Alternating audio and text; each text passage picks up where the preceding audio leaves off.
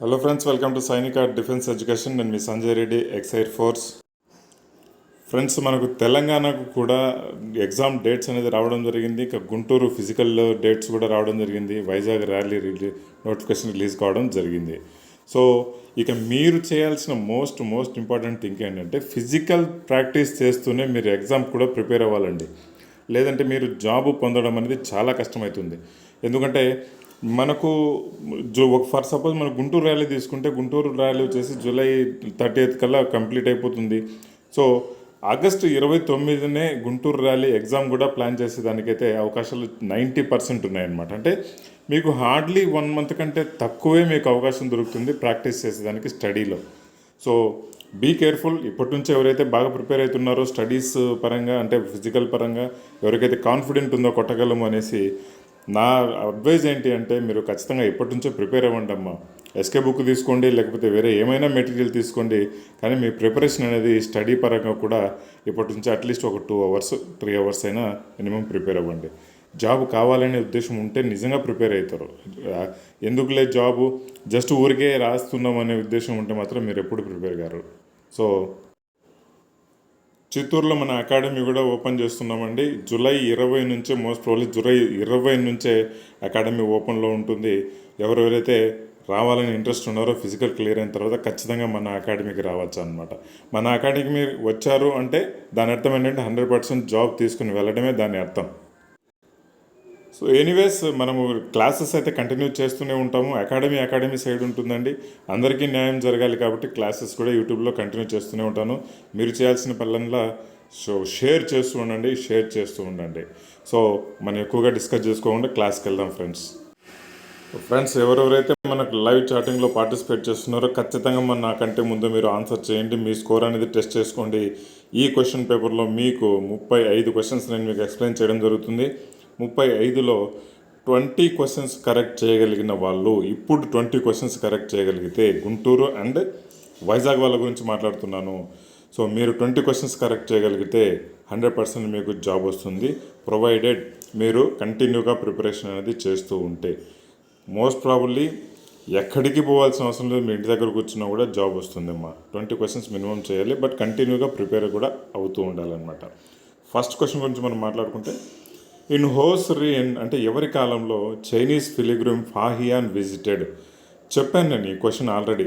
So మీరు గుర్తుపెట్టుకోవాల్సింది ఏంటంటే ఇక్కడ ఏంటంటే గుప్త డినాస్టీలో చంద్రగుప్త 2 టైంలో ఫాహియాన్ వస్తాడు. అంటే చాప అని గుర్తుపెట్టుకోండి. సో చంద్రగుప్త 2లో ఫాహియాన్ వస్తాడు. హూ అని గుర్తుపెట్టుకుంటే హర్షవర్ధన్ టైంలో హుయన్ సాంగ్ అనే అతను వస్తాడనమాట. సో చాలా సింపుల్. చంద్రగుప్త టైంలో వాహియాన్ అనే అతను వస్తాడు. సో ఇక్కడ చంద్రగుప్త మౌర్య అని ఇస్తాడు, చాలా కన్ఫ్యూజ్ అవుతారు మీరు. మనకు చంద్రగుప్త 2 టైం అనమాట. Option D correct. Chandragupta Maurya అనే అతను, ఇతని టైంలో మనకు మెగస్తనీస్ అనే అతను రావడం జరుగుతుంది. సో నెక్స్ట్ క్వశ్చన్ వచ్చేసి, which country has the largest population? Obviously చెప్పాల్సిన అవసరం లేదు, చైనా తర్వాత ఇండియా గ్యారంటీగా వస్తుంది. సో థర్డ్ క్వశ్చన్ వచ్చేసి, Olympic games held after span of. అంటే మీరు గుర్తుంచుకోవాల్సిన విషయం ఏంటంటే, స్పాన్ అంటే ఒక ఒలింపిక్ ఇంకొక ఒలింపిక్ మధ్య ఎన్ని ఇయర్స్ తేడా ఉంటుంది. సో ఫర్ సపోజ్ మనకు 2016లో ఒలింపిక్ జరిగింది, అదర్వైజ్ 2012లో ఒలింపిక్ జరిగింది. సో నెక్స్ట్ ఒలింపిక్ ఎప్పుడు 2016లో జరిగింది. అయితే స్పాన్ ఎంత మధ్య తేడా అంటే 4 years. జనరల్గా ఒలింపిక్స్ అనేది 4 yearsకి ఒకసారి జరుగుతాయి. సో నెక్స్ట్ క్వశ్చన్ వచ్చేసి, the longest river in the world. చాలాసార్లు చెప్పుకున్నాము. Longest river in the world వచ్చేసి నైల్ రివర్ వచ్చేసి లాంగెస్ట్ రివర్. లార్జెస్ట్ అని కూడా అడుగుతాడు. అమెజాన్ వచ్చేసి లార్జెస్ట్ రివర్.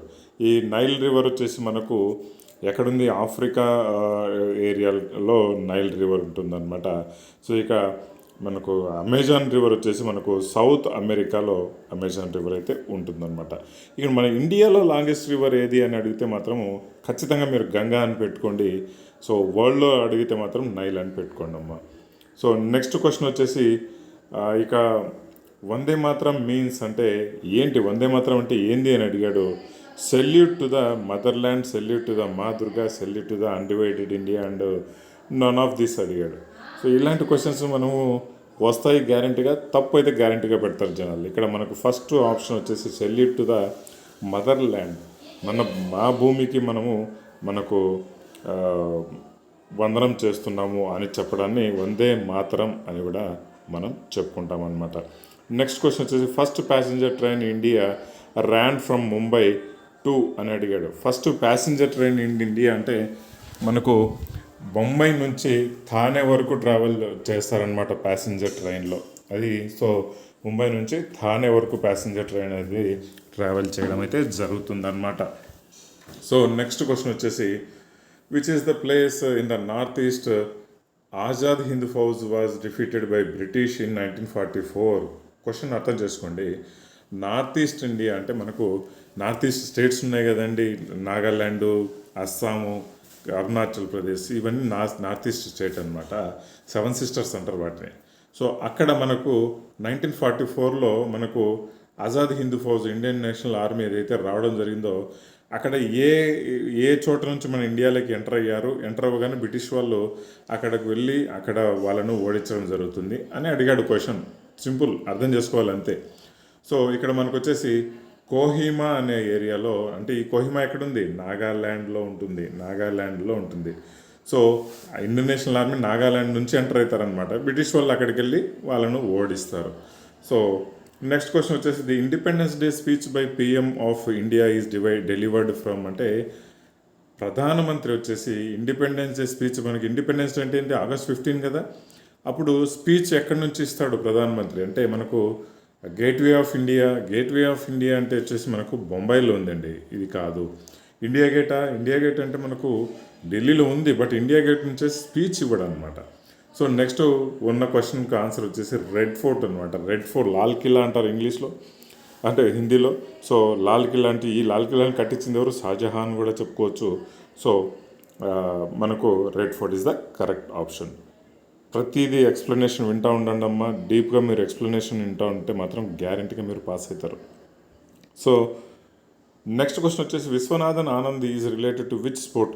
ఇలా అడుగుతూ ఉంటాడనమాట. విశ్వనాథన్ ఆనంద్ కానీ లేకపోతే ఎవరైనా సుశీల్ కుమార్ కానీ ఏదో ఒక స్పోర్ట్స్ పర్సన్ తీసుకొని ఏ స్పోర్ట్స్కి చెందిన వాళ్ళు, కిదాంబి శ్రీకాంత్ ఏ స్పోర్ట్స్కి చెందిన వాళ్ళు, సైనా నెహ్వాల్, వీళ్ళందరినీ అడుగుతూ ఉంటాడు. వాళ్ళ పేర్లు కూడా స్పోర్ట్స్ పర్సన్స్, వాళ్ళు ఆడే స్పోర్ట్స్ కూడా మనం గుర్తుపెట్టుకోవాలి. సో ఆబ్వియస్లీ విశ్వనాథన్ ఆనంద్ వచ్చేసి చెస్ ఛాంపియన్ అనమాట. చాలా సంవత్సరాలు వరల్డ్ ఛాంపియన్గా ఉండేవాడు. సో నెక్స్ట్ వచ్చేసి India's first war of independence start in which year అని అడిగాడు. బ్రిటిషర్స్ రావడం జరిగింది, బ్రిటిషర్స్ ఇండియాని రూల్ చేయడం జరిగింది. సో ఆ తర్వాత కొన్ని సంవత్సరాల తర్వాత ఇండియా వాళ్ళకు బ్రిటిషర్స్ రూలింగ్ సరిగా అనిపించలేదు. సో మనము బ్రిటిష్ వాళ్ళను వెనక్కి పంపించాలని ఒక ఉద్దేశంతో ఒక టైప్ ఆఫ్ వార్ సిచ్యువేషన్ అనేది తీసుకొని రావడం జరిగింది. ఎప్పుడు 1857లో సిపాయి మ్యూటినీ అనేది ఒకటి జరిగిందనమాట. సో మనకి ఇక్కడ 1857లో ఝాన్సీ నుంచి అయితే కానీ, లేకపోతే మీరట్ నుంచి అయితే కానీ, ఢిల్లీ నుంచి అయితే కానీ కొన్ని ఏరియాస్ ఇండియాలో అక్కడక్కడ ఏరియాస్ నుంచి తిరుగుబాటు చేయడం జరుగుతుంది. సో దాన్ని ఫస్ట్ వార్ ఆఫ్ ఇండిపెండెన్స్, స్వతంత్రం కోసం పోరాడిన ఫస్ట్ యుద్ధము అని చెప్పుకుంటాము. సో ఎందుకు నేను ఇంతగా ఎక్స్ప్లెయిన్ చేస్తున్నా అంటే చాలామంది 10th క్లాస్ ఇంటర్మీడియట్ లెవెల్ వాళ్ళు హిస్టరీలు ఇవన్నీ చాలా డీప్గా అర్థం చేసుకోరనమాట, వాళ్ళు చదివింది కాదు. సో నెక్స్ట్ క్వశ్చన్ వచ్చేసి Kaziranga national park is known for which animal అడిగాడు. అగైన్ చాలా ఫేమస్ క్వశ్చన్ అనమాట. కాజీరంగా నేషనల్ పార్క్ మనకు అస్సాంలో ఉంటుంది కదా. అస్సాంలో మనకు సింగిల్ హార్న్ రైనోస్ అని చెప్పుకుంటాం అనమాట. రైనోస్ అనేది కరెక్ట్ ఆప్షన్. ఇక నీల్గాయి లైన్స్ అంటే మనకి గిర్ నేషనల్ పార్క్ గుజరాత్లో ఉంటుంది. సో నెక్స్ట్ వచ్చేసి largest fresh water lake in India, చాలాసార్లు అడిగాడు, మరీ ఎక్స్ప్లెయిన్ చేయాల్సిన అవసరం లేదు. ఉలార్ లేక్ అని కూడా మనం చెప్పుకోవచ్చు అనమాట. సో నెక్స్ట్ వచ్చేసి first women chief minister of A state in free India అంటే ఇండిపెండెన్స్ వచ్చిన తర్వాత మనకు ఫస్ట్ ఉమెన్ చీఫ్ మినిస్టర్గా ఏ స్టేట్కు ఉన్నారు, ఎవరున్నారు, సుచేత కృపాలా అనే నేమ ఉత్తరప్రదేశ్కు చీఫ్ మినిస్టర్గా ఉండడం జరుగుతుంది. అదే ఫస్ట్ గవర్నర్ గురించి మనం మాట్లాడుకుంటే సరోజినీ నాయుడు గురించి కూడా మనం చెప్పుకోవచ్చు అనమాట. సో పూలందేవి అనేమో ఒక డెకాయిట్ అనమాట, డాకు. సో ఇందిరాగాంధీ అనేమో ఫస్ట్ మనకు prime minister, lady prime minister. వందే మాత్రం ఈజ్ టేకన్ ఫ్రమ్ అనగానే మీకు ఇంకేం ఆలోచించాల్సిన అవసరం లేదు, మండుకా ఉపనిషత్ అని మనం చెప్పుకోవచ్చు అనమాట. సో నెక్స్ట్ క్వశ్చన్ వచ్చి the number of lines in the national emblem అనగానే మనకు జనరల్గా కనిపించేది 3 కానీ 4 ఉంటాయి అన్నమాట నేషనల్ ఎంబ్లంలో. ఈ నేషనల్ ఎంబ్లం మనం ఎక్కడి నుంచి తీసుకొని వస్తామంటే మనకు అశోకుడు యొక్క సారనాథ్ పిల్లర్ ఏదైతే ఉంటుందో ఆ సారనాథ్ పిల్లర్ నుంచి ఈ నేషనల్ ఎంబ్లం నుంచి తీసుకొని రావడం అయితే జరుగుతుంది ఫ్రెండ్స్. జనరల్ నాలెడ్జ్ క్వశ్చన్స్ 15 అయితే కంప్లీట్ చేయడం జరిగింది. మీరు జనరల్ నాలెడ్జ్లో స్ట్రాంగ్గా, జనరల్ సైన్స్లో స్ట్రాంగ్గా, మ్యాథమెటిక్స్ అనేది మనం ఇంకా చెప్పలేదు కాబట్టి దాని గురించి నేను చెప్పను. బట్ ఏదో ఒక దాంట్లో అయితే బాగా 100% స్ట్రాంగ్ అయితే ఉండండి. ఒకటి మిస్ అయినా కూడా ఇంకో దాంట్లో అయితే మార్కులు అయితే మీకు బాగా రావడం అయితే జరుగుతుంది. సో ఇవన్నీ టాక్టిక్స్ అండి, ఎగ్జామ్ టాక్టిక్స్. అన్నీ పర్ఫెక్ట్గా నేర్చుకోవాల్సిన అవసరం లేదు. ఏదో ఒక 2 సబ్జెక్టులో స్ట్రాంగ్గా నేర్చుకున్నారంటే 3 సబ్జెక్టులో రాకపోయినా కూడా మనం కవర్ చేసుకోవచ్చు. అది నా అడ్వైజ్. నెక్స్ట్ కమింగ్ టు మనము జనరల్ సైన్స్ మాట్లాడుకుంటే the diaphragm of microphone of a telephone is made of అని అడిగాడు. So diaphragm of microphone of a telephone is made of mica అని చెప్పుకుంటాం అనమాట. సో నెక్స్ట్ క్వశ్చన్ వచ్చేసి people having blood group of O have no antigen antigen A B antigen B అని చెప్పడం జరిగింది. But ఇక్కడ ఓ గ్రూప్ వాళ్ళకు యాంటీజెన్స్ అనేది ఉండదు అనమాట. యాంటీజెన్స్ అనేది ఒక సబ్స్టెన్స్ అండి, ఫారిన్ సబ్స్టెన్స్ అంటే అది అమెరికా నుంచి వచ్చినట్టు కాదు, మన బాడీ నుంచి కాకుండా వేరే బయట నుంచి వచ్చిందని మనం చెప్పుకుంటే ఫారిన్ సబ్స్టెన్స్ అనుకుంటాం అనమాట. సో మన ఇమ్యూన్ సిస్టాన్ని కూడా ఎఫెక్ట్ చేసేదాన్ని మన యాంటీజెన్స్ అంటాము. సో నెక్స్ట్ వచ్చేసి which of the following is acid అని అడిగాడు. ఇక్కడ సోడియం క్లోరైడ్, నాకు తెలిసి sodium hydroxide, so hydrochloric acid, next potassium hydroxide అని కూడా చెప్పడం జరిగింది. సో ఇక్కడ మనకు వచ్చేసి హైడ్రోజన్ క్లోరైడ్, ఇది hydrogen chloride, so hydrochloric acid అనమాట. Option C hydrochloric acid. ఇది మన పొట్టలో కూడా జనరేట్ అవుతుంటుంది అనమాట ఈ యాసిడ్. ఫుడ్ డైజెషన్కి జనరల్గా దీన్ని ఏమైతే యూజ్ చేస్తూ ఉంటారు. So option C is the correct option అనమాట. ఇకపోతే next hair, finger nails and hooves are made of, అంటే మనకు ఇది హెయిర్, ఫింగర్ నెయిల్స్ మనం దాన్ని అన్వాంటెడ్ బాడీస్ అనమాట అదంతా. సో అది దేంతో తయారవుతుందంటే ప్రోటీన్స్, జనరల్గా ప్రోటీన్స్తో తయారవుతుంటాయి. సో మన వైరస్ కూడా ఇది టైప్ ఆఫ్ ప్రోటీన్, గుర్తుంచుకోండి, వైరస్ అనేది కూడా ఒక type of protein. So next వచ్చేసి cell theory was proposed by అని అడిగాడు. జనరల్గా సెల్ థియరీ వచ్చేసి మనకు ఫాదర్ ఆఫ్ బయాలజీ వీళ్ళందరూ వచ్చేసి మనకు అరిస్టాటిల్ అని మనం చెప్పుకుంటాం అనమాట. సో నెక్స్ట్ వచ్చేసి వాట్ ఆర్ ప్రైమరీ కలర్స్ అంటే కానీ మనకు గుర్తు రావాల్సింది ఏంటి, ఆర్బిజి, రెడ్, బ్లూ, గ్రీన్. సో ఈ 3 గుర్తుపెట్టుకోండి, ఆర్బిజిని గుర్తుపెట్టుకుంటే రెడ్, బ్లూ, గ్రీన్. సో ఖచ్చితంగా మనకు ఆప్షన్ ఏ కరెక్ట్ అవుతుంది అనమాట. నెక్స్ట్ క్వశ్చన్ వచ్చేసి the property of light due to which one can see one's image in a mirror is called.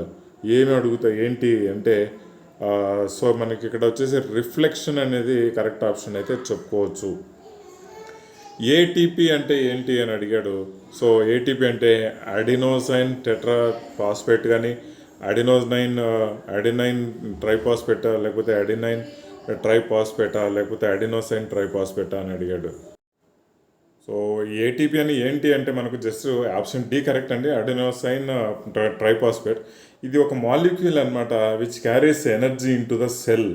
So అది గుర్తుపెట్టుకోండి, ఎనర్జీ సెల్ ఒకటి మైటోకాండ్రియా వచ్చేసి పవర్ హౌస్ ఆఫ్ సెల్ అంటారు. బట్ ఈ ATP అనేది వచ్చేసి మనకు ఎనర్జీ, సెల్కి ఎనర్జీ క్యారీ చేస్తుంది, గుర్తుపెట్టుకోవాలి.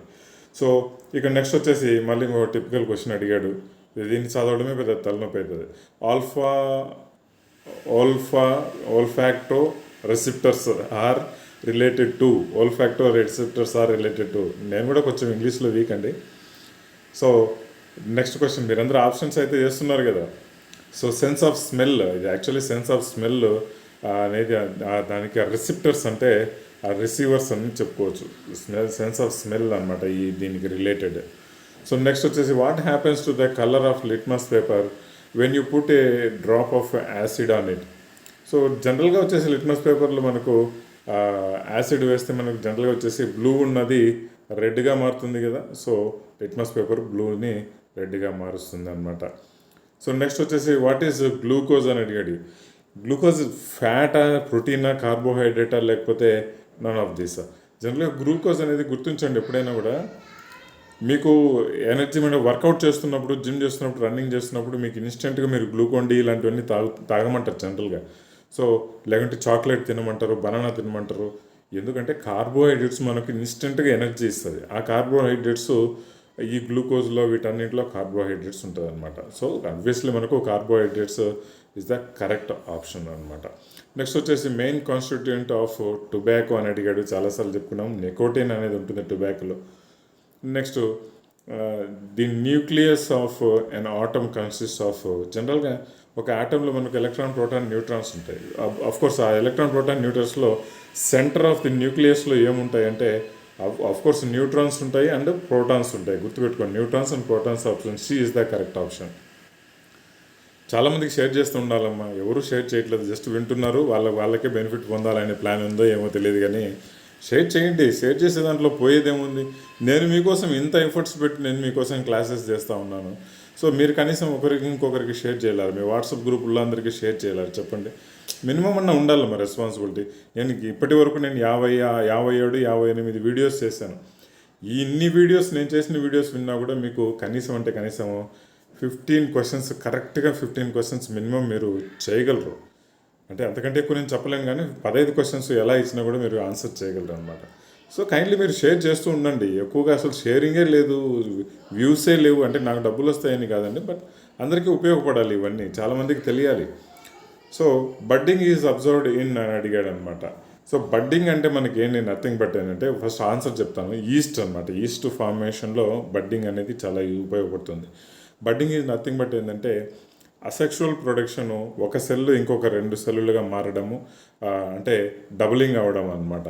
సో ఆ డబులింగ్ అవుతా పెరుగుతూ పోవడము, అది ఈస్ట్ ఫార్మేషన్లో జరుగుతుంది అనమాట. సో నెక్స్ట్ వచ్చేసి solid carbon dioxide is called. Of course carbon dioxide వచ్చి CO2 కదా. సో ఇక్కడ సాలిడ్ కార్బన్ డైఆక్సైడ్ వచ్చేసి డ్రై ఐస్ అంటారు అనమాట. సాలిడ్ కార్బన్ డైఆక్సైడ్ అది నాకు తెలిసి CO3 అనుకుంటా. సో లేకపోతే CO3 solid carbon dioxide. So next వచ్చేసి the percentage of water in human body is about. జనరల్గా దీనికి ఆన్సర్ మీరే చేయండి. హ్యూమన్ బాడీలో వాటర్ పర్సంటేజ్ ఎంత ఉంటుంది? 55, 50, 60, 65. నాకైతే కరెక్ట్ ఆన్సర్ రావాలమ్మా చాటింగ్ సెక్షన్లో, కానీ తర్వాత చూస్తున్న వాళ్ళు కూడా మీరు సరే చూసుకోండి. బట్ నేను చెప్పేది అంటే, మీరు క్వశ్చన్స్కి ఆన్సర్ చేస్తున్నప్పుడు జెన్యున్గా చేయండి. ఎన్ని మార్కులు వస్తున్నాయని మీకు ఇప్పటి నుంచి అబ్జర్వ్ చేసుకోండి. నేను చెప్పే ప్రతి క్వశ్చన్స్ పేపర్లో గుంటూరు అండ్ వైజాగ్ వాళ్ళకు 20 క్వశ్చన్స్ మీరు కరెక్ట్గా పెట్టగలిగారు జెన్యున్గా అంటే 100% మీకైతే జాబ్ వస్తుంది. మళ్ళీ చెప్తున్నాను, ఈ 20 క్వశ్చన్స్ కరెక్ట్గా పెట్టగలిగిన వాళ్ళకే నేను అకాడమీ అండి. అంతకంటే మాకు ఏమీ రాదు, జీరో లెవెల్లో ఉన్నాము అంటే మాత్రము మన అకాడమీకి అయితే రావద్దు. సో 1 మంతే టైం ఉంటుంది ఎగ్జామ్ తర్వాత. 1 మంత్ టైం ఉన్న వాళ్ళు 0 నుంచి హీరోగా చేయాలంటే చాలా కష్టమవుతుంది. అందుకే ఇప్పటి నుంచో వింటూ ఉండండి, అబ్జర్వ్ చేసుకుంటూ ఉండండి. 20 మార్క్స్ అయితే మీరు ఖచ్చితంగా ఏ క్వశ్చన్ పేపర్లో పెట్టగలిగితే గ్యారంటీగా ఫోన్ చేయండి. సార్ మీ అకాడమీకి వస్తానని చెప్పండి. అంటే నా అకాడమీకి రావాలని అయితే నేను చెప్పను, బట్ మీకు ఇంట్రెస్ట్ ఉంటే ఖచ్చితంగా రండి. 100% అయితే సెలెక్షన్ మన సైడ్ నుంచి అతి తక్కువ అమౌంట్తోనే సెలెక్షన్స్ అయితే చేయించడం అయితే జరుగుతుంది ఫ్రెండ్స్. మళ్ళీ ఒకటి బిలీవ్ చేయండి, నమ్మండి. క్వశ్చన్ పేపర్స్ రావడము, క్వశ్చన్ పేపర్ లీక్ చేస్తారు. అక్కడికి వెళ్తే వాళ్ళు చెప్పిస్తారు, మనకి ఇక్కడికి వెళ్తే వీళ్ళు చెప్పిస్తారు. అదే ఎగ్జామ్ సెంటర్లో చెప్పిస్తారు. లేదంటే ARO జడార్లో మనోళ్ళు ఉన్నారు, ఊరికే టక్కన పాస్ చేస్తారంటే ఇవన్నీ కాకమ్మ కథలు. జరిగేటివి ఒకరికి ఇద్దరికి జరుగుతాయి, 5-10 మందికి జరుగుతాయి, కానీ 1000-2000 మందికి జరగవు. గుర్తుంచుకోవాల్సిన విషయం. సో నెక్స్ట్ వచ్చేసి which of the following vitamin is present in carrot అంటే, క్యారెట్ జనరల్గా మనకు కళ్ళకు బాగా మంచి పదార్థం అనమాట క్యారెట్. సో నెక్స్ట్ క్యారెట్లో వచ్చేసి విటమిన్ A ఉంటుందన్నమాట. సో విటమిన్ D వచ్చేసి మనకు సన్ ద్వారా వస్తుంది. విటమిన్ C అంటే సిట్రస్ ఫ్రూట్స్ తింటే మనకు వస్తుంది. మనకు విటమిన్ B అనేది ఒకటి కాదు, ఇవి అంటే B కాంప్లెక్స్ అనమాట. B12 వరకు, B17 వరకు ఉన్నాయన్నమాట. రకరకాల వెజిటేబుల్స్లో, రకరకాల ప్రోడక్ట్స్లో దొరుకుతాయి అన్నమాట విటమిన్ B. సో నెక్స్ట్ వచ్చేసి ది యూనిట్ ఆఫ్ పవర్ ఏంటి? రెండో క్వశ్చన్ మీకు చెప్తున్నా, దీనికి ఆన్సర్ చెప్పండి అమ్మా. జౌల్ పర్ సెకండ్ వాటర్ లేకపోతే జౌల్ పర్ సెకండ్స్ అలాంటి వాట్సా? సో ఈ క్వశ్చన్కు యూనిట్ ఆఫ్ పవర్కి యొక్క ఆన్సర్ అయితే మనకి కరెక్ట్గా చెప్పాలి. ఎవరైతే చెప్తారో వాళ్ళు గ్యారంటీగా ఎగ్జామ్ పాస్ అవుతారు. నెక్స్ట్ క్వశ్చన్ వచ్చేసి, in order to have a very wide view the mirror use in cars. ఇది simple, very simple. Rear mirror లాంటి very wide view the mirror use in cars ఏంటి అని అడిగితే, ఆఫ్ కోర్స్ కాన్వెక్స్ మిర్రర్సే అని మనం చెప్పుకుంటాం అనమాట. సో నెక్స్ట్ వచ్చేసి brass is alloy of brass is alloy of. మీరు ఎప్పుడైనా గుర్తుపెట్టుకోండి, కోజిబ్రా అని గుర్తుపెట్టుకున్నట్టే, కోజిబ్రా అని గుర్తుపెట్టుకుంటే of course copper, zinc and brass అని వస్తుంది అనమాట. సో మీరు ఎలా అయినా గుర్తుపెట్టుకోవచ్చు, మీరు అంటే డబల్ మీనింగ్ టైప్లో అయినా కూడా మీరు గుర్తుపెట్టుకోవచ్చు, బట్ గుర్తుండాలి అంతే, షార్ట్ కట్స్. సో 35 క్వశ్చన్స్ అయితే ఏమో. సో 20 మార్క్స్ ఎవరైతే చేయగలిగారో గ్యారంటీగా మీకు జాబ్ అయితే వస్తుంది. సో అంటే జనరల్ డ్యూటీ కాన్సెప్ట్, లేకపోతే ట్రేడ్మెన్ అయితే కొంచెం ఎక్కువ చేయాల్సి వస్తుంది, ఎందుకంటే ట్రేడ్మెన్ పోస్టులు చాలా తక్కువ ఉన్నాయి. సో టైం లేదు. ఇంకొక అడ్వైజ్ ఇవ్వాలనుకుంటున్నాను, మీరు వింటే వినండి, వినగలిగితే. వర్షాకాలము, వర్షాలు పడుతుంటాయి, మీరు ప్రాక్టీస్ చేసుకునేదానికి టైం ఉండదు, చాలా తక్కువ టైం ఉంటుంది. అందుకే మీరు మీకు దొరికిన ప్రతి టైంను, ప్రతి ఉదయం సాయంత్రాన్ని మీరు యూటిలైజ్ చేసుకోండి, ప్రాక్టీస్ చేసుకోండి. ఎందుకంటే ఒకసారి వర్షాలు పడడం స్టార్ట్ అయినంటే 3 రోజులు 4 రోజులు పడుతూనే ఉంటాయి. మోరోవర్ మీకు గ్రౌండ్స్ ఉండవు, బుడద ఉంటుంది, పరిగెత్తలేరు. అక్కడ పరిస్థితి ఎలా ఉంటుందో బ్రహ్మానంద రెడ్డి స్టేడియంలో, ఇవన్నీ దృష్టిలో ఉంచుకొని ప్రాక్టీస్ అనేది మీరు కంటిన్యూస్గా చేస్తున్నారు. కోర్స్ ఒకవేళ బయట వర్షం పడిందా, మీరు ఇంట్లో ప్రాక్టీస్ చేస్తుండండి అమ్మా, ఇంట్లో అక్కడే నిలబడుకునే ప్రాక్టీస్ చేసుకుండండి. ఎందుకు చేయలేరు చెప్పండి? సో మీరు మనస్సు అనేది ఉండాలి, కానీ ఎక్కడైనా మీరు ప్రాక్టీస్ చేసుకుంటారు. So wish you all the best అందరికీ, గుంటూరు వాళ్ళకి, వైజాగ్ వాళ్ళకి అండ్ తెలంగాణ వాళ్ళకి. తెలంగాణ వాళ్ళ డేట్స్ రిలీజ్ అయ్యాయి. ఇంకా ఎలాంటి అసిస్టెన్స్, హెల్ప్ కావాలన్నా కూడా అడుగుతుండండి. వాట్సాప్ గ్రూపులు ఉన్నాయి, అందరూ వాట్సాప్ గ్రూపులో జాయిన్ అవ్వమని నేను రిక్వెస్ట్ చేస్తూ ఉన్నా. తప్పకుండా షేర్ అయితే చేస్తూ ఉండండి అమ్మా. Okay friends, thank you very much. పాత క్వశ్చన్ పేపర్స్ వీడియోస్ ఎక్స్ప్లెనేషన్ కావాలనుకున్న వాళ్ళు ఖచ్చితంగా ప్లేలిస్ట్లో చూస్తూ ఉండండి, షేర్ చేస్తూ ఉండండి. Thank you very much. జై హింద్.